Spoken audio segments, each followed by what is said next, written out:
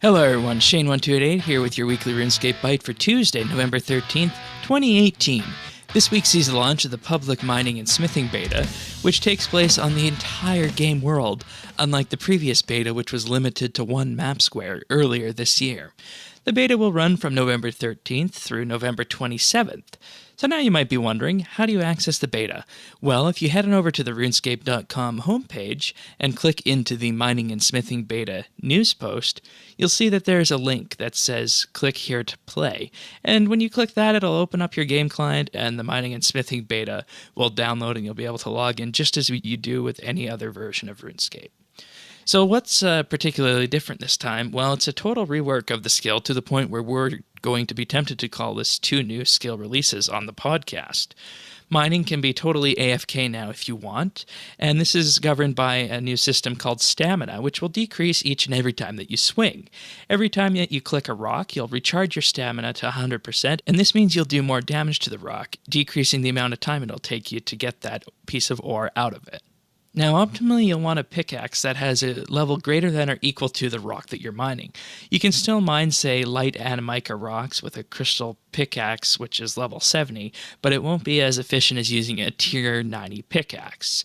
There'll also be the opportunity to get critical swings, which give you extra mining progress and just decrease the amount of time it takes you to get that ore out of the rock. Also with this, rocks don't deplete, so there's going to be no social competition for rocks, and this encourages social skilling. Rockertunities will also appear next to you, and these will multiply your progress, rewarding active gameplay.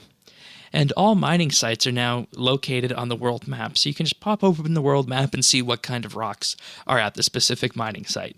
Aside from that, mining is pretty much as it always was.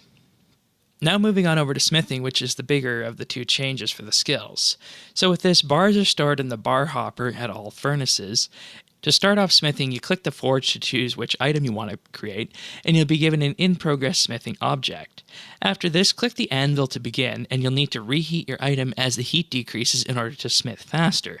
In order to enable AFK smithing, you can purchase the auto reheater from the Dungeoneering reward store for 4,000 tokens. This will restore a modest amount of heat automatically. Some higher tiered items can also be reworked into +1, +2, +3, +4, and +5 items on various versions depending on their levels, and we'll be talking more about this on this week's update. So what should you be looking for in the mining and smithing beta as a player tester?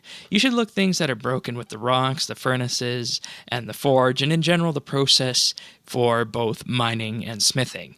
Though this is highly unlikely that you'll find a bug with the actual mining and smithing content because this has been thoroughly tested back in February and has been continually tested up to the release of this, but you still might find something, so be on the lookout for it. Also look for things that are out of place or not as they should be in your bank, because there are a lot of things changed with existing items that were given by the mining and smithing skill prior to this update. So make sure that your bank is in order and you didn't lose anything that you weren't expecting to lose. And if you did lose something, check the beta notes and ensure that that's not a bug.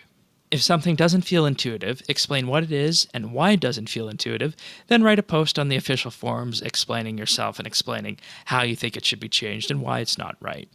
Everyone should also check out combat, because all mining and smithing resource drops have been removed from drop tables and have been replaced with other things that can be high-alked or disassembled for similar values. So offer feedback on these replacements if they're not up to your standards. Finally, be civil and constructive. Posting "this is garbage, remove it" will do no one any good, so just be constructive and be civil when making any kind of post in regards to the mining and smithing beta. Now on to some quick little patch notes for this week. Tooltips have also been added to all the potions in game, and the system will reflect any effects that are interacting with a given potion. You can turn these off in settings, gameplay, game interaction, and then tooltip options if you don't like them. Now some tweaks to last week's achievement bonanza. The Dragonstone achievement can now be unlocked when using bolts inside a quiver.